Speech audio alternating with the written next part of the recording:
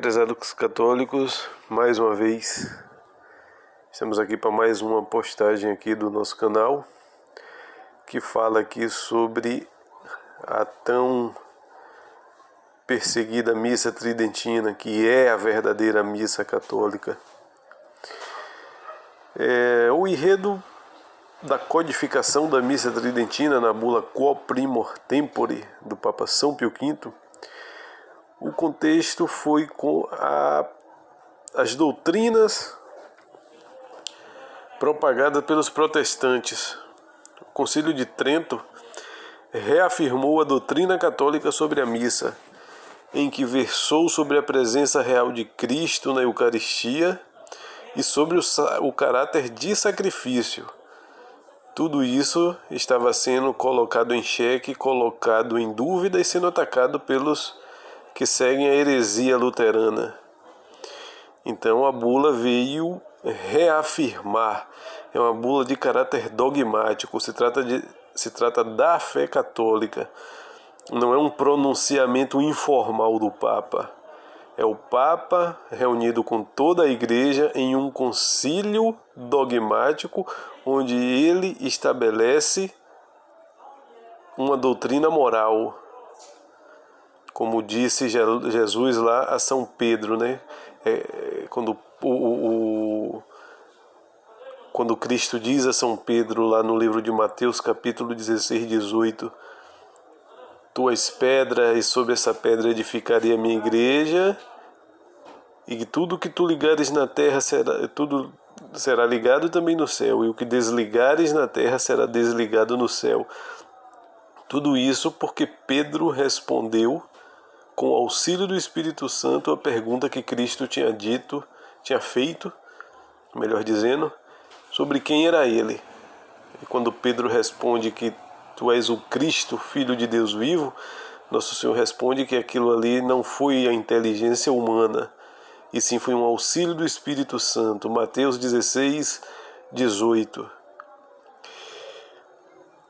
Voltando à bula, além disso, o Concílio de Trento mandou elaborar uma lista de abusos cometidos na celebração da missa, a partir da qual promulgou um documento acerca das coisas a observar e a evitar na celebração da missa. Tais abusos podem reduzir-se à avareza, irreverência e superstição. A fim de eliminar esses abusos, era a intenção do concílio proceder à reforma dos livros litúrgicos. No entanto, como o concílio já acontecia há vários anos, não foi uma coisa do dia para a noite, não foi um concílio feito de uma semana para outra, demorou anos, os padres conciliares decidiram na última sessão incumbir o Papa, salvo engano, Pio IV para a função.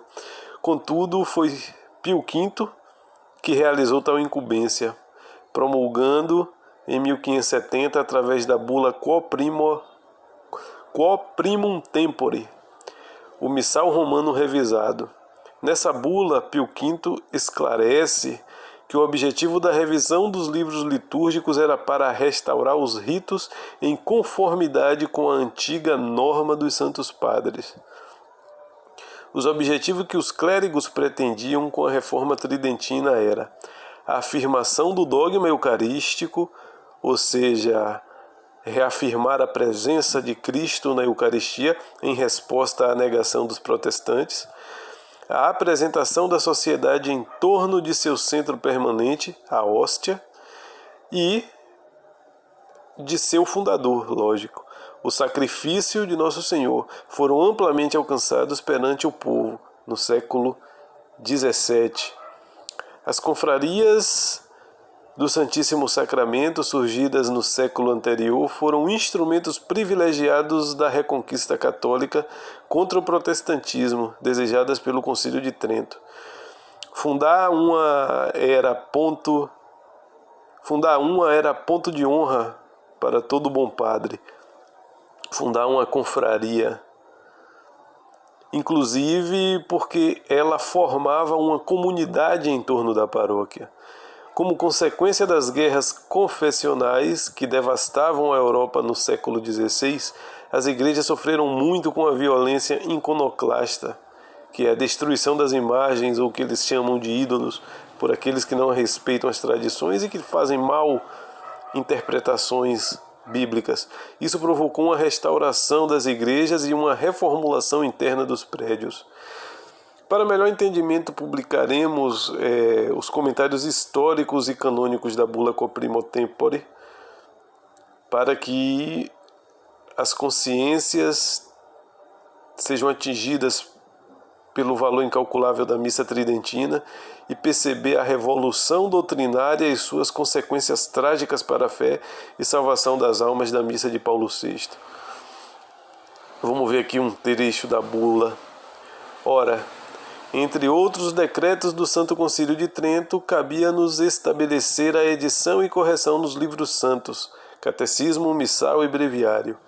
Com a graça de Deus já foi publicado o catecismo, destinado à instrução do povo, e corrigido o breviário. Outro sim, para que o breviário correspondesse ao missal como é justo e conveniente. Está em harmonia. E a fim de que todos, em todos os lugares, adotem e observem as tradições da Santa Igreja Romana, mãe e mestre de todas as igrejas, decretamos, olha só a palavra impositiva e de autoridade. Aqui, o Papa, ele usa a autoridade dada por nosso Senhor Jesus Cristo. Tudo que tu ligares na terra será ligado no céu. E aqui ele exerce essa autoridade na bula, quando ele diz: decretamos e ordenamos que a missa, no futuro e para sempre, não seja cantada e nem rezada de modo diferente do que esta. Ou seja, nada de modificar a missa tridentina, conforme o missal publicado por nós, em coro ou em voz baixa, segundo o rito da Igreja Romana, ainda quando estas mesmas igrejas, de qualquer modo isentas, estejam munidas de um indulto da sé apostólica, de costume, de um privilégio, até de um juramento, de uma confirmação apostólica ou de quaisquer outras espécies de faculdades, a não ser que, ou por uma instituição aprovada desde a origem pela sé apostólica, ou então em virtude de um costume, a celebração destas missas nessas mesmas igrejas tenha uso ininterrupto superior a 200 anos. Ou seja, isso aqui é muito usado para os ritos antigos lá da parte oriental, da igreja oriental, da igreja presente lá nas origens, na parte da Ásia. Já existia vários ritos que não era o latino, o bizantino, o greco, salvo engano, o greco-romano. Tinha mais ou seja, o que a bula Quoprimo Tempore fez foi estabelecer que o rito oficial da igreja era a missa tridentina, rezada em latim, a língua oficial da igreja, e aceitou, e a igreja ela acabou aceitando também as missas realizadas que não da forma latina, da forma tridentina, nas condições que tenha sido, desde que essas missas tenham sido usadas de forma ininterrupta a um prazo superior a 200 anos. Isso no século XVI. Ou seja, a missa tridentina, junto com todas as outras missas de outros ritos lá do Oriente, que cumprisse essas formalidades, esses preceitos. Ter mais de 200 anos e ter sido realizada até ali o século XVI, o século desse documento, de forma ininterrupta. Quando todas as outras sobreditas igrejas, por nossa presente Constituição, que será válida para sempre, ou seja, isso é ininterrupto, não pode ser alterado. Nós decretamos e ordenamos, sob pena de nossa indignação, que o uso de seus missais próprios seja suspenso e sejam eles radical e totalmente rejeitados e, Quanto ao nosso presente missal, recentemente publicado, ou seja, esse missal latino, nada jamais deverá ser acrescentado, nem supresso, nem modificado. Ou seja, do ponto de vista, está aí subentendido, né? Quer dizer, se é que a gente pode chamar isso de subentendido, que essa missa nova, rezada em vernácula, ela foi expressamente, claramente condenada no Concílio de Trento, concílio dogmático de Trento. Não foi um concílio qualquer, foi um concílio onde aquilo que é estabelecido sobre a fé e a moral é obrigatoriamente aceito pela Igreja, com a assistência do Espírito Santo. E mais uma vez eu vou repetir isso aqui.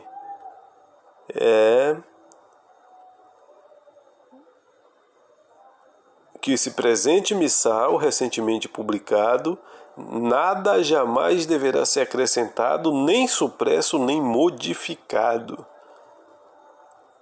Ou seja, a missa nova, ela contraria tudo que está aí, a missa nova de Paulo VI, o novo missal romano de Paulo VI. É um verdadeiro choque que vai de encontro com tudo que já foi estabelecido lá em Trento.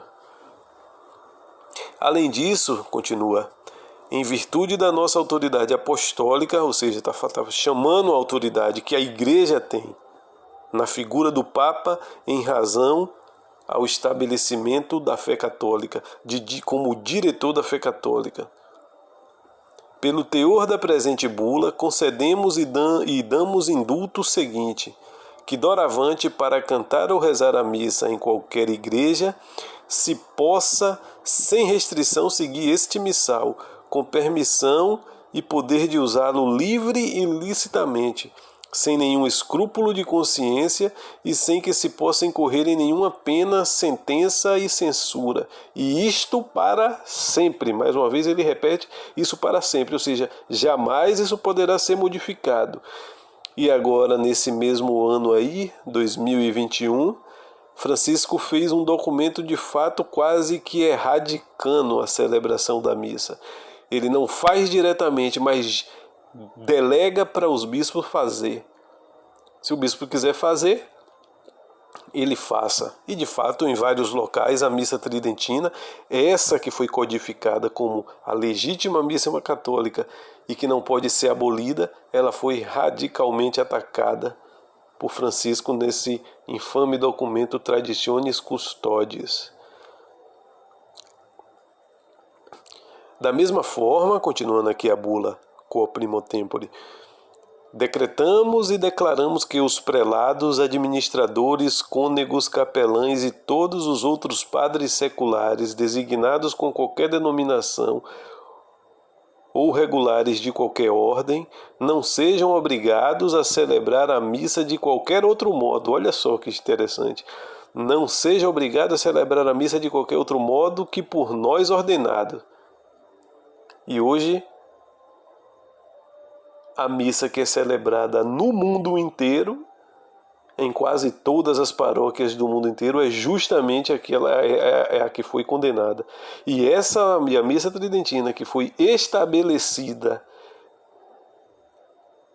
pela autoridade da Igreja e que foi proibida de ser proibida, vamos dizer assim, proibida de ser proibida, praticamente desapareceu. Do ponto de vista prático, praticamente desapareceu. A missa que foi condenada, que é essa de Paulo VI, que é uma missa modificada, totalmente diferente do que foi estabelecido nesse documento, justamente se transformou na missa ordinária. Do ponto de vista prático, a missa ordinária é aquilo que está sendo celebrado no mundo inteiro. A missa tridentina, que é a verdadeira missa católica, praticamente a maioria das pessoas deixaram de conhecer com o passar aí dos tempos. E interessante que aqui ele diz, né? Não sejam obrigados a celebrar a missa de qualquer outro modo ou por nós ordenado. Hoje quantos padres não são perseguidos por celebrar essa missa? Nem sejam coagidos e forçados por quem quer que seja a modificar o presente missal, e a presente bula não poderá jamais, em tempo algum, ser revogada nem modificada, mas permanecerá para sempre firme e válida em toda a sua força. Incrível isso, incrível, incrível. Ou seja, a missa nova não só ela é válida, como ela é a missa ordinária, ela é a missa de fato católica, que jamais pode ser revogada nem modificada. E foi exatamente isso que fez o Sumoro Pontífico de Bento XVI. Não inventou nada, apenas esclareceu e deixou claro, trouxe à tona que essa missa, que essa bula jamais tenha sido modificada. E que qualquer um, em qualquer momento, poderia ser rezada, né? Mas do ponto de vista prático, os bispos, na maior parte dos lugares, continuam condenando criminosamente. Se alguém, contudo, tiver a audácia de atentar contra essas disposições, olha só, saiba que incorrerá na indignação de Deus Todo-Poderoso e dos seus bem-aventurados apóstolos Pedro e Paulo. Incrível, incrível. A bula promulga uma verdadeira lei, ou seja, é para ser seguida. Essa lei não é apenas uma determinação pessoal do soberano pontífice, mas notadamente em ato conciliar. Pio V se refere explicitamente aos decretos do Santo Concílio de Trento, que lhe remetera este encargo, depois que os padres tivessem acertado as mobilidades por eles desejadas. A bula especifica minuciosamente as pessoas, o tempo, os lugares submetidos a estas diversas disposições, e a obrigação é sancionada por penas expressas. O pontífice não promulga a lei de novo missal, ele restaura o primitivo restituído. Entretanto, ele vai claramente significar o que derroga parcialmente do passado e, de outro lado, o que abroga totalmente. A validade perpétua da bula. Se um Papa tem poder de desligar, pelo mesmo poder que tinha permitido o seu predecessor de ligar, ele não deverá usar essa faculdade senão por razões gravíssimas, as mesmas que teriam decidido o seu predecessor a voltar ele mesmo sobre suas próprias ordens. Do contrário, é a essência da autoridade suprema que é atingida por estas ordens sucessivas contraditórias. Olha só, ou seja, o que é que ele está querendo dizer aqui? Se um Papa tem o poder de desligar, ou seja, se Paulo VI aniquilou, passou por cima dessa bula e estabeleceu a missa nova, usando o mesmo poder que tinha permitido o seu predecessor de ligar, ou seja, quem ligou? São Pio V. São Pio V fez a bula Quo Primo Tempore.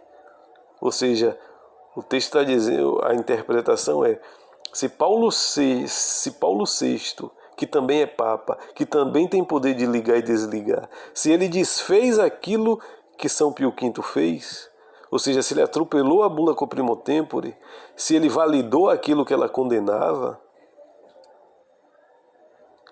ele tem que ter razões para fazer isso. E razões gravíssimas, lógico.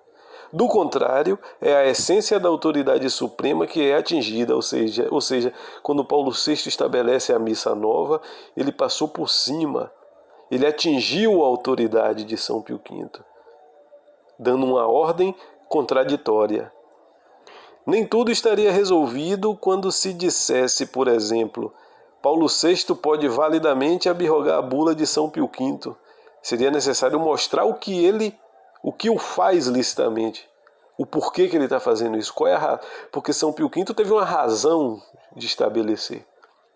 Foi o ataque dos protestantes e ele fez logo um documento que deixa claro a fé da igreja.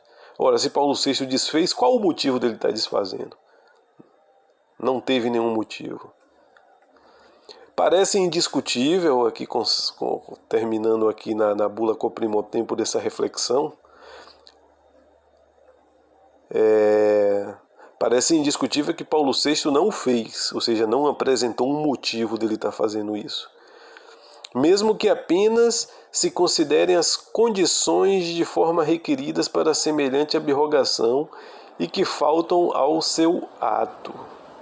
Mas parece, infelizmente, igualmente indiscutível que Paulo VI favorece a abolição de fato do missal romano, seja por vontade deliberada, seja por conveniência, seja por tolerância, seja por constrangimento obscuro do qual ele não pôde mais se livrar e que fizeram dele um prisioneiro. Observe que pode ter N motivos, que não ficou claro. Como consequência, todo fiel leigo tem o direito de se beneficiar das suas liberdades supracitadas, por intermédio dos padres a quem tais liberdades são conferidas diretamente o privilégio de São Pio V. Tornou-se propriedade. Conferidas diretamente o privilégio de São Pio V tornou-se propriedade, ou seja, os fiéis que querem a missa correta têm todo o direito de exigir. Eles podem pedir ao seu próprio pároco ou ao seu bispo que sejam regularmente celebrada a missa de acordo com este rito.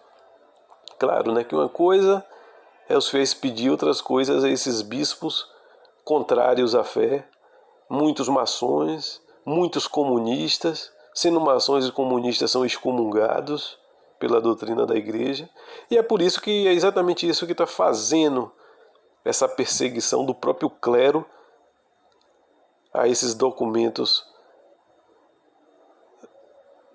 papais, esses documentos que definem a missa católica.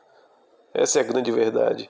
Grande parte do clero católico ou é maçom ou é comunista. São infiltrados, perseguindo e intencionalmente demolindo a fé da igreja por dentro. São inimigos da igreja dentro da igreja. Justamente para fazer o que estão fazendo, para desmanchar a fé, desmanchar a igreja. Se o que não preze a Deus, um superior qualquer ousasse recusar aos padres religiosos e fiéis o exercício desses direitos, estes poderiam e deveriam denunciar por todas as vias da justiça a autoridade competente essa infração formal a essa bula, como abuso de poder. Mas isso também é uma fantasia, pois o próprio Papa, como eu falei aqui anteriormente, o próprio Papa Francisco já foi, que é a autoridade máxima da igreja, já deu mais a sua colaboração para a perseguição dessa missa. Com esse documento da Traditionis Custodes, o próprio Francisco já atacou a missa. Ele já deu carta branca para os bispos perseguirem mesmo caso queiram. Então, ficou um momento difícil para se ter a verdadeira missa católica. E em falar em momento difícil, os comentários da bula cessam por aqui. E eu faço também mais uma reflexão, que nesse momento de crise, nesse período conturbado de fé, muitos católicos vão além do que o próprio documento está falando. O documento que eu acabei de narrar aqui nessa postagem fala justamente do estabelecimento da missa tridentina como missa católica, que não pode ser mudada, que não pode ser alterada, que não pode ser atacada, mas em momento nenhum no documento está dizendo que, se isso acontecer, os fiéis estão dispensados de ir à missa. No documento não está dizendo isso. Existe toda uma condenação à alteração da missa.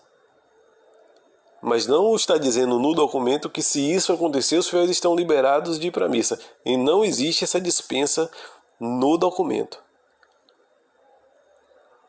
Então é algo que deve ser pensado, principalmente porque acontece em muitos meios católicos assim que ditos tradicionais, conhecidos como tradicionais, onde simplesmente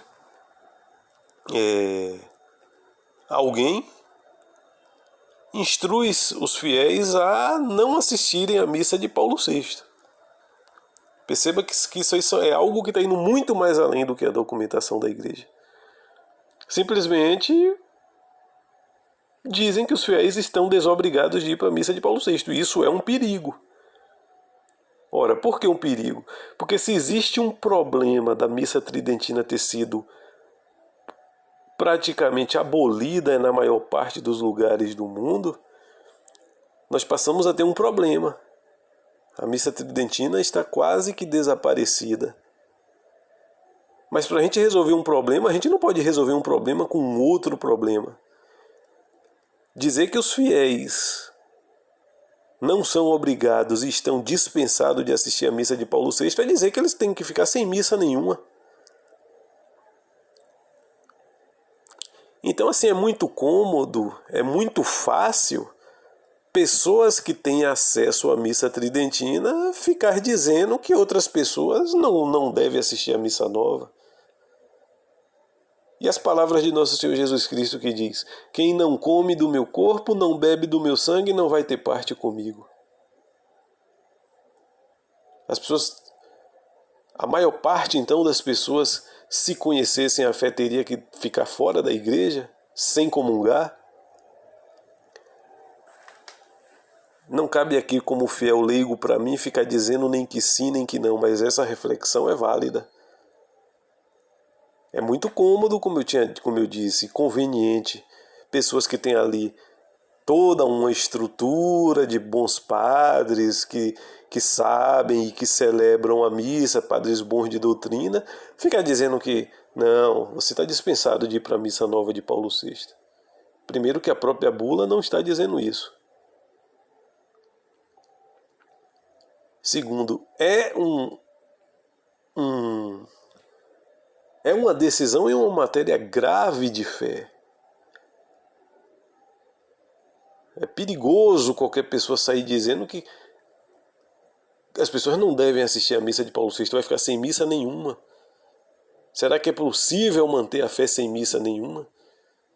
É uma solução até que pode ser perigosa. Como é que eu vou resolver um problema criando um outro problema que é ficar sem missa nenhuma? E o preceito dominical?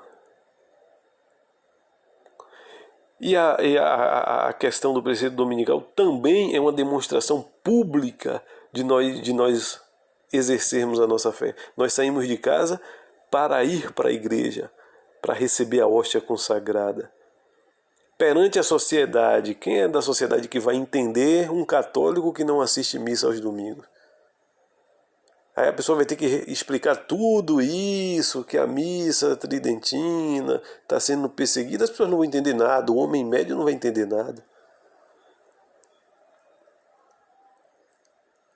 Nosso Senhor Jesus Cristo também diz, né, que quem não come do corpo dele não tem parte com ele. A fé morre. Se não comungarmos, a nossa fé morre. Eu não conheço pessoas que se mantiveram católicas sem ir à missa por um longo período de tempo.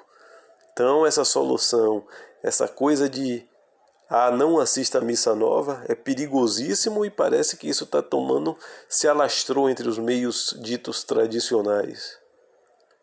Esse tipo de informação, esse tipo de aconselhamento.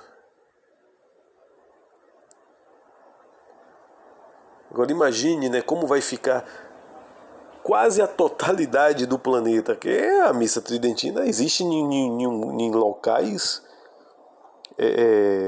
como pode-se dizer, dentro de todos os locais de missa, são locais que é como se fosse uma agulha no palheiro.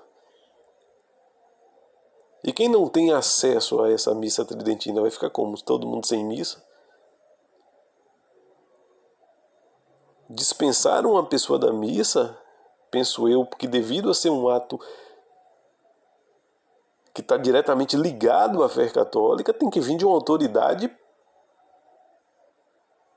creio até que de um papa mesmo, né? De um bom papa que vem aí a voltar a falar de forma catequética e de forma com o auxílio do Espírito Santo, né? Que venha a definir